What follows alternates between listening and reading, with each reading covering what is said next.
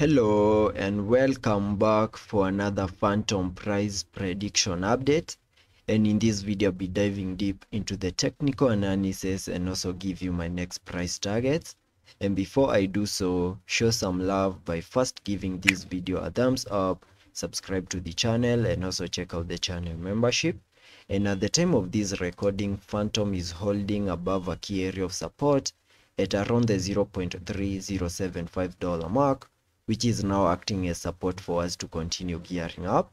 And once it continue gearing up, the next area that I'm watching is the area at around the $0.3306 mark, because a break above that we can watch out for a successful retest before we can continue gearing up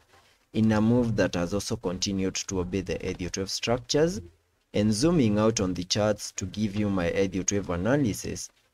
you can see that on the 10th of June, we saw this massive crash in a breakdown move that gave us a low at around the $0.2133 mark. Then afterwards, we started this nice recovery to the upside where we first peaked in that first wave, saw a pullback in a wave 2, fully maximizing minimum target areas, highlighted on the charts using this red target area. Then after the 1-2 setup, we started seeing this other 1-2 setup where we have now peaked in that first wave.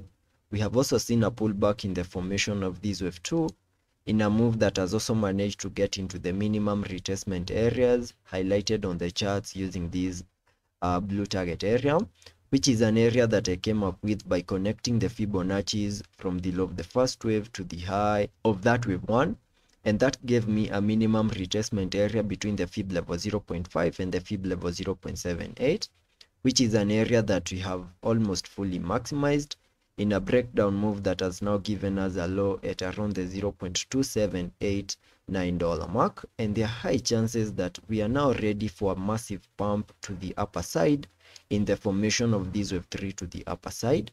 and giving you minimum target areas for the wave 3 by connecting the trend-based Fibonacci from the low of the first wave to the high of that wave 1, then dragging the fibs to the low of the second wave.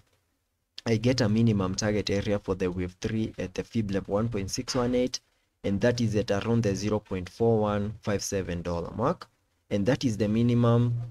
that I'm expecting Fantom to do on the short-term point of view in the formation of that wave 3. And for that move to play out, we need to see confirmations and a break above resistances. And the moment we see a break above the wave 1 high, that is at around the $0.3306 mark, maybe even get a successful retest, then that will be enough confirmation that we have now bottomed out in the formation of this wave 2. And whatever we are seeing at the moment is an impulsive wave in the formation of that wave 3. And a break above the wave 1 high, and as long as we continue holding above it, then that increases the chances that we are going to fully maximize our minimum target area at around the $0.41 mark. We also need to have in mind that there are chances that we might not see a break above these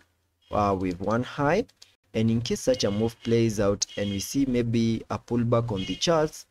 then the next key area of support that we need to keep our eyes on is the area at around the $0.3075 mark, which in case that area of support continues to hold, we can see a bounce back to the upside, break above the wave 1 high and continue gearing up. And in case that key area of support does not hold and we lose it, maybe get a successful retest of that key area of support and continue seeing further breakdown, then that would be suggesting that Fantom might give us one more new low within this blue target area in the formation of this wave 2.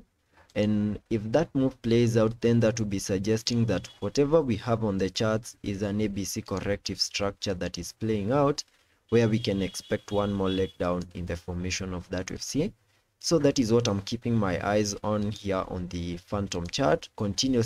keeping your eyes on the area at around the $0.3306 mark, because a break above that we can continue expecting higher prices in the formation of that wave 3. And as long as we hold within it, below it, and maybe continue seeing further breakdown, then expect one more new low in the formation of that wave 2. Also taking a look at the indicators on the RSI, we are trading at around the 56 mark.